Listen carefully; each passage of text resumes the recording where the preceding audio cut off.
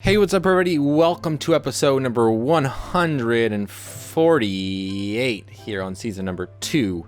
And today, I've got some big news. I mean, in case you can't tell by the actual title of this video, my M1 account has been successfully funded. But real quickly, I just want to let you know that these videos are for educational purposes only and not meant to be taken as financial advice. You're responsible for your assets and to properly protect them. So always do your own research. Yeah, you did hear that right. My M1 account has been successfully funded. I know if you're like, okay, like why is this such a big deal? Why does it matter if your account was funded or not? Well, it's pretty much been a 3-month process to get this traditional IRA funded from my 401k that I had over at U-Haul. You're like, well, that's probably lengthy. Maybe it's a little bit of M1's fault. I can't put any of the blame on M1. They have been nothing but helpful the entire time.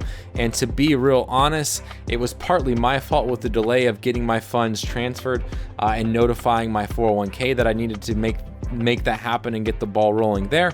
And then secondly, it was also, I believe, more importantly, good old Wells Fargo.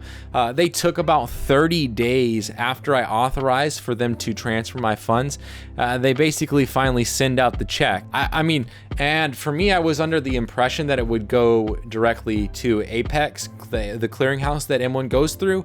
Unfortunately, though, they sent it to me to authorize it, and then I had to go ahead and turn around and send it out to Apex. So that arrived, I believe, like 5 days ago, and then 5 business days for to make the deposit, the account, all that kind of stuff.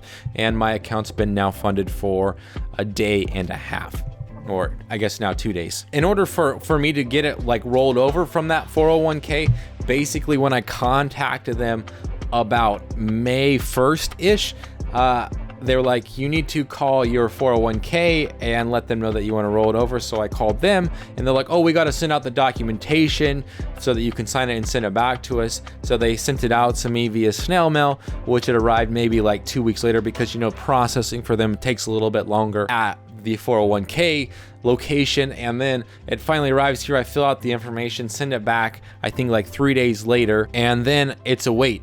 Ever since basically June 6th, they said that they were going to send out the check. Well, it takes, 20 days for them to send out the check. And then when you finally get it, then you can turn around and send it over to Apex. At least that was my experience. Some can roll over directly through a bank account. Like, it's pretty easy. I think mine was just because Wells Fargo might not like the fact that a lot of people are switching their accounts, their 401k accounts, from Wells Fargo to these investing apps that are like literally free. So anyways, what I will do in this video is I'll just quickly walk you through what my account looks like, the holdings that I'm in, the percentages, the pies, all that kind of stuff.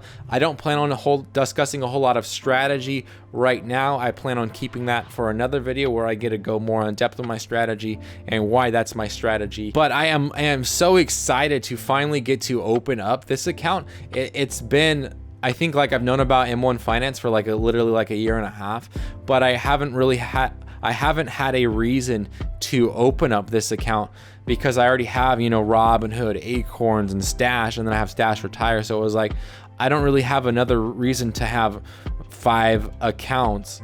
And so once I realized like that I could actually roll over my 401k into a traditional IRA, I was like, yes, that's what I want to do, because they're charging me money over with my 401k, and so I might as well put it in traditional IRA.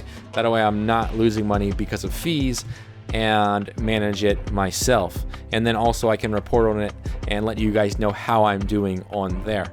So that's why it's kind of a big deal, because most of my portfolios are already run similarly to the way that M1 is. And once I seen M1, I was like, this is exactly what I'm looking for in an app, but I'm already like locked into these other companies. And it's not that I don't like them. Like, let me get that clear. It's not that I don't like Stash, I don't like Robinhood, I don't like Acorns. I absolutely love each and every platform. They all have their different pros and cons. But as far as like my strategy goes, M1 Finances pretty much fits the mold. And so I look forward to like the next like 3 to 4 months to really dialing in on M1.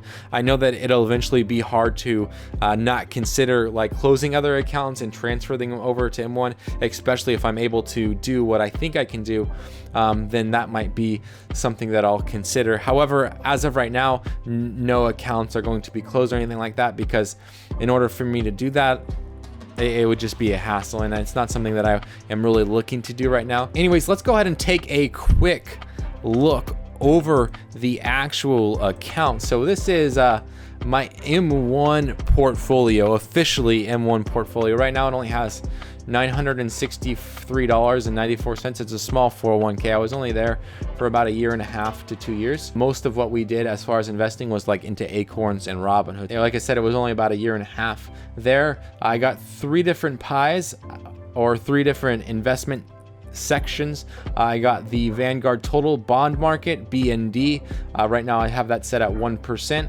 I have an REIT, which is set at 14%, and then I have stocks, which is set at 85%. So in case you're wondering what my holds are in the REIT, it is American Tower Corporation, Ladder Capital Core Class A, and then also Unity Group Inc.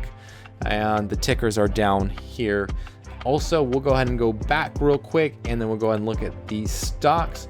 The stocks that I'm currently in is Amazon for 41%, Baba for 32%, BZUN for 9%, Cara Therapeutics for 9%, and T-Mobile for another 9%. So that is the entire breakdown on the actual account. Let's go ahead and go back to my home real quick, and as you can tell, the total gain over the last 2 days has been $1.42, which is about 0.15%, which I think is really good. I know a lot of people are going to, say like, you're not exposed that much into bonds. You're not exposed that much into bonds, and I would agree with you there. I am completely not exposed at all into bonds, and that's part of my strategy that I'll have to dive into later, is that every single year I plan on adjusting that until I get up to 50%.